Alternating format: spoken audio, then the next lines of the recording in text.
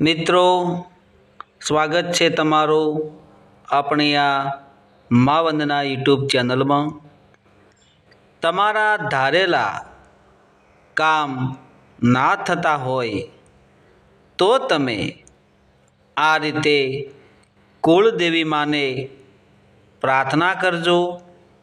તમારા ઈષ્ટ દેવી દેવતાને તમે માનતા હોય એમને તમે જણાવજો।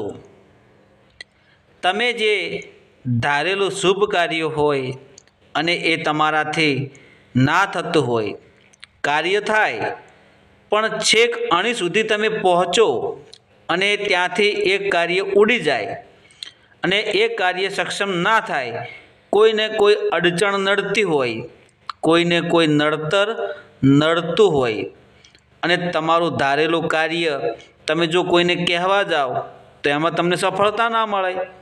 પણ તમે કોઈને કહ્યા વગર તમે જે ધારેલું કાર્ય કરવા માગતા હોય અને એ કાર્યમાં કશું ને કશું નડતર થતું હોય તો તમારે કુળદેવી માને આ રીતે પ્રાર્થના કરવાની છે। મિત્રો, જે લોકો પોતાના કુળદેવીને માનતા હશે એ લોકો એમના કુળદેવનું નામ લખશે। આ વિડીયો તમે કયા ગામ, શહેર, તાલુકા, જિલ્લામાંથી જોઈ રહ્યા છો એ કોમેન્ટમાં તમારા પ્રતિભાવો તો જણાવજો। તમે બધા જ મિત્રો હેમખેમ અને સર્વકુશળ મંગળ રહો તેવી હું ગુરુદેવને અને માતાજીને પ્રાર્થના કરું છું। મિત્રો, જે તમે કામ ધાર્યું હોય અને ના થતું હોય, અડચણ થતી હોય, ધારો કે ધંધાનું કોઈ કાર્ય હોય, પૈસામાં આવકમાં ઘટાડો થઈ ગયો હોય અને એમાં તમે ચિંતાતુર હોય, તમે આર્થિક પરિસ્થિતિનો સામનો કરી રહ્યા હોય, તમારે બાળકોના લગ્ન કરવા હોય અને ન થતા હોય, ધંધામાં તણાવભર્યું વાતાવરણ રહેતું હોય, માનસિક તણાવ હોય, ઘરમાં બધા હેમખેમ ન હોય અને વારંવાર બીમારી ઘરમાં આવતી હોય, પરેશાન થતા હોય, કોઈ દ્વારા હેરાન પરેશાન થઈ ગયા હોય અને તમે બધું ભલું સારું ધારતા હોય પણ એમાં તમને કોઈ શુભ પરિણામ ના મળતું હોય, ધારો કે તમે કોઈ સારું કાર્ય કરવા જઈ રહ્યા છો અને તમે છેક અણી સુધી જાઓ પણ ત્યાંથી તમને કોઈને કોઈ નડતર થાય એટલે ત્યાંથી તમે છટકી જાઓ એટલે કાર્યમાં સફળતા નથી મળતી। ઘણી વખત ઘણા લોકો કહેતા હોય છે કે મારે આજ જો આટલું ધારેલું કામ થઈ જાય તો માતાજીને હું શ્રીફળ કે અગરબત્તી કે ચૂંદડી કે પેડાનો પ્રસાદ ચડાવીશ। આવી માનતાઓ બાધાઓ લોકો રાખતા હોય છે, કારણ કે દરેકને આજના જમાનામાં સુખી થવું છે, કોઈને દુઃખી થવું ગમે ના। પણ જે લોકો હર હંમેશ ખુશ રહેવા માગતા હોય, દુઃખનો સામનો કરવા ના માગતા હોય એ લોકો ધારીને કામ કરવા માતાજીને પ્રાર્થના કરતા હોય છે। અલગ અલગ જગ્યાએ મંદિરોમાં કોઈ ભક્તો જોડે, કોઈ સારા વ્યક્તિઓ જોડે માર્ગદર્શન લઈ અને એમની જિંદગી ખુશહાલ બનાવતા હોઈએ છીએ। એવું તમે જોયું હશે અને સાંભળ્યું પણ હશે। હવે મિત્રો, તમારે જો ધારેલું કામ માતાજી જોડે કરાવવું હોય તો તમે દરરોજ નિત્ય નિસ્વાર્થ સેવા પૂજા કરો।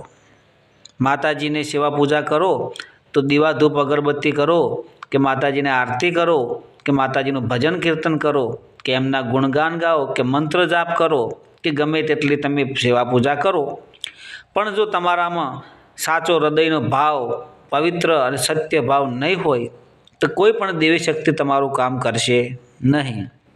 એટલા માટે હર હંમેશ, હર ઘડી, હર પલ જો તમે તમારા કુળદેવીને સાચા હૃદયથી એમના નામનું રટણ કરતા હોય, એમના નામનો જાપ જપતા હોય, એમને તમે સવારે ઉઠતા બેઠતા, રાત્રે ઊંઘતા, હર ઘડી હર પલ તમને જ્યારે એવું લાગે કે મારે કુળદેવીનું નામ લઈને જ મારું બધા જ કાર્યો કરવા છે તો એમાં તમને ચોક્કસ સફળતા મળે।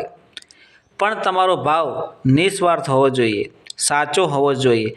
તમારું મન તન પવિત્ર અને નિસ્વાર્થ ભક્તિ જો હોય, સંપૂર્ણ ભાવ પવિત્ર હોય, સાચો હોય તો કોઈ પણ દેવી શક્તિ, કોઈ પણ ભગવાન માતાજી હોય એ તમારા કાર્યમાં તમને આગળ વધારે છે, તમારા વિચારો પોઝિટિવ હોય તો પૂરું બ્રહ્માંડ, બધા બ્રહ્માંડના તત્વો તમને આગળ વધારવામાં મદદ કરે છે.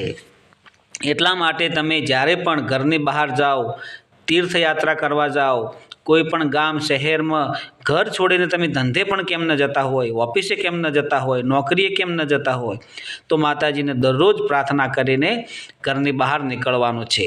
હે કુળદેવી માં, અમે તમારા દર્શન કરી અને ઘરની બહાર જઈએ છીએ. અમને હેમખેમ સાજા તાજા માજા રાખજે. તમારી કૃપા અમારા પર રાખજે, રક્ષા કરજે. હે કુળદેવી માં, હે દયાળી, હે કલ્યાણી, હે કૃપાળી, તું એવી દયા રાખજે કે હેમખેમ અમે સાંજે પાછા ઘરે આવી શકીએ. અને તારી દયા, તારી કૃપા અને અમારી રક્ષા કરજે. રોજ તમારે માતાજીને પ્રાર્થના કરો છો અને તમારો ભાવ સાચો હોય તો માતાજી સાંભળે છે. જેમ તમે માતાજીને હર ઘડી હર પલ કુળદેવીને યાદ કરો છો, એમ તમારા કુળદેવી તમારી, જો તમે એમને પગે લાગી અને એમને તમે નમન કરીને વંદન કરીને ઘરની બહાર નીકળો તો કુળદેવીમાં પણ તમારી સાંજે આવવાની રાહ જોઈને બેઠા હોય. આપણું બાળક સવારે સ્કૂલે જાય છે તો આપણને ખબર છે કે આપણું બાળક સ્કૂલે ગયું છે, પણ સાંજે 5 વાગ્યાની સ્કૂલ છૂટે અને પાછું આપણું બાળક ઘરે આવે તો આપણે કેવી રાહ જોઈને બેઠા હોય કે હજુ સુધી મારું બાળક કેમ ના આવ્યું. એવી રીતે માતાજી પણ આપણે રાહ જોઈને બેઠા હોય. કોઈ પણ તમે ગામડે ગયા હોય, શહેરમાં ગયા હોય, પ્રવાસે ગયા હોય કે ધંધે નોકરીએ ગયા હોય તો સાંજે માતાજી આપણે રાહ જોઈને બેઠા હોય કે આપણા જે કુળના વંશજો છે, આપણું બાળ છોરું છે એ આપણા ઘરે આવ્યું કે નહીં, એમને પણ ચિંતા હોય. તો ભક્તિ એવી કરો, એવું માનું સ્મરણ કરો, એવું માતાજીને મંત્ર જાપ કરો, રટણ કરો, એમની સેવા પૂજા કરો કે કુળદેવીને પણ આપણે ચિંતા કરે, માં આપણા પર કૃપા કરે. અને જ્યાં સુધી આપણે ઘરે ન આવીએ તો માતાજી પણ આપણી રાહ જોઈને બેઠા હોય. એવું આપણું ભજન હોય તો આપણું ધારેલું કાર્ય સિદ્ધ થઈ જાય.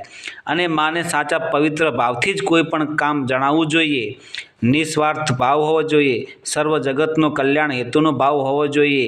આપણા કુટુંબીજનો, સ્નેહીજનો, પુત્ર પરિવારમાં બધાનું જે ભલું ઈચ્છતા હોય, સારું ઈચ્છતા હોય એવા વ્યક્તિઓનું કુળદેવીમાં કામ કરે છે. એટલા માટે સાચા હૃદયના ભાવથી જ કુળદેવીની પ્રાર્થના કરવી જોઈએ. માને તમે જે બાધા માનતા રાખતા હોય એ સર્વ જગતના ભલા માટેની હોવી જોઈએ. પોતાનું કામ થઈ જાય તો સારું એવું ધર્મનું કાર્ય કરવું જોઈએ, ભલામાં ભાગ લેવો જોઈએ અને અથાશક્તિ બની શકે તો દાન ધર્મ પુણ્ય અવશ્ય કરવું જોઈએ તમારા કુળદેવીના નામથી. જય ગુરુદેવ, જય માતાજી.